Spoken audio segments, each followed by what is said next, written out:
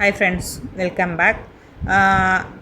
எல்லாருமே வந்து நம்ம ப்ராஜெக்ட்ஸை வந்து கரெக்டாக பண்ணணும், அது கரெக்டான ஸ்னாப்ஸஸ் எல்லாம் வச்சு ரிஜெக்ட் ஆகாமல் அக்செப்ட் பண்ணணும். ஸோ அதுக்கு என்னென்ன ஸ்டெப்ஸ் எல்லாம் நம்ம ஃபாலோ பண்ணலான்னு நம்ம இந்த வீடியோவில் பார்க்கலாம். இதில் வந்து நம்ம முக்கியமான ஸ்டெப்ஸ் எல்லாமே வந்து சொல்கிறேன். ஃபஸ்ட்டு வந்து என்னென்னா இன்ட்ரடக்ஷனும் அதோட ப்ராப்ளம் ஸ்டேட்மெண்ட். நம்ம ப்ராஜெக்டோட பேக்ரவுண்ட் என்னங்கிறத வந்து ஃபஸ்ட்டு செட் பண்ணுறோம். அதில் நம்ம எந்த கேப்பை ஃபில் பண்ண போகிறோம், என்ன ப்ராப்ளமை சால்வ் பண்ண போகிறோங்கிறத கிளியராக எக்ஸ்பிளைன் பண்ணணும். அப்போ தான் வந்து நம்ம ப்ராஜெக்ட் எவ்வளவு முக்கியங்கிறது புரியும். அடுத்தது வந்து ஆப்ஜெக்டிவ்ஸ். இதில் நம்ம என்ன அச்சீவ் பண்ண போகிறோங்கிறத வந்து ஒரு ஷார்ட்டாக சொல்லணும்.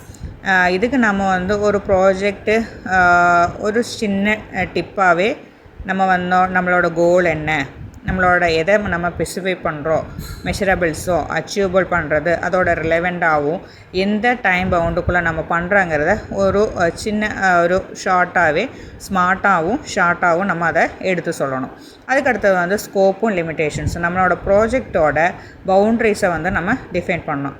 அப்படின்னா என்னென்னா, இந்த ப்ராஜெக்டை எதையெல்லாம் வந்து கவர் பண்ணணுமோ அதை பற்றி நம்ம கிளியராக வந்து சொல்லணும். இதனால் வந்து ப்ராஜெக்ட் எவ்வளவு ரியலிஸ்டிக்காகவும் ஃபிக்சிபிளாகவும் இருக்குங்கிறத பற்றி நம்ம ப்ரூவ் பண்ணணும்.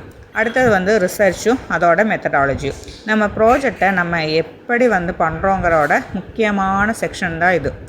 நம்ம என்னென்ன அதில் ரிசர்ச் பண்ணியிருக்கோம், என்னென்ன டூல்ஸ் யூஸ் பண்ணியிருக்கோம், எக்ஸ்பெரிமெண்ட்ஸ் என்னென்ன, வேரியபிள்ஸ் என்னென்ன யூஸ் பண்ணியிருக்கோம், ப்ரொசீஜர் யூஸ் பண்ணுறது, ப்ராப்ளம் வந்து எப்படி வந்து சால்வ் பண்ணுற போகிறாங்கிறத பற்றின ஃபுல்லான டீட்டெயில்ஸ் எல்லாமே வந்து இந்த செக்ஷனில் நம்ம எக்ஸ்பிளைன் பண்ணுவோம். அதுக்கடுத்து வந்து டேட்டா கலெக்ஷனோட பிளான்.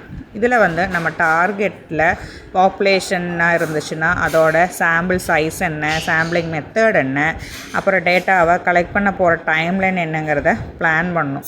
அப்போ தான் வந்து நம்ம டேட்டாவை வந்துட்டு ரிலேட்டபிளாக இருக்கும். அடுத்தது டைம்லைன். நம்ம ஷெட்யூலில் ப்ராப்பராக விஷுவலைஸ் பண்ண ஒரு மினி சார்ட்டை வேணாலும் நம்ம யூஸ் பண்ணிக்கலாம். அதில் வந்து நம்ம லிட்ரேச்சரோட ரிவ்யூ, டூலோட ப்ரிப்பரேஷன் பற்றியோ, டேட்டா கலெக்ஷன், அது மட்டும் இல்லாமல் நம்ம டேட்டாவை அனலைஸ் பண்ணுறதும், ஃபைனல் ஸ்டாப்ஸான அப்படிங்கிற ப்ராஜெக்டோட பல விஷயங்களை வந்து நம்ம பிரித்து அதை வந்து கரெக்டாக ட்ராக் பண்ணி வைக்கணும். அதுக்கப்புறம் வந்து எக்ஸ்பெக்டேஷனோட அவுட்கம்மும் அதோட சிக்னிஃபிகேஷனும்.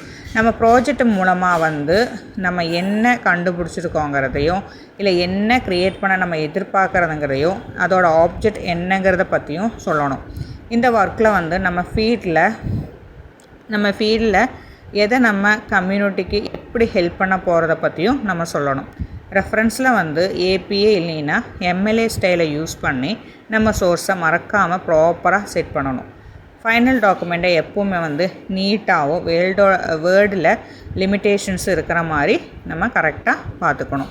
ஓகே ஃப்ரெண்ட்ஸ், நெக்ஸ்ட்டு வீடியோவில் பார்க்கலாம். இதில் ஏதாச்சும் டவுட்ஸ் இருந்ததுன்னா கமெண்ட் பண்ணுங்கள்.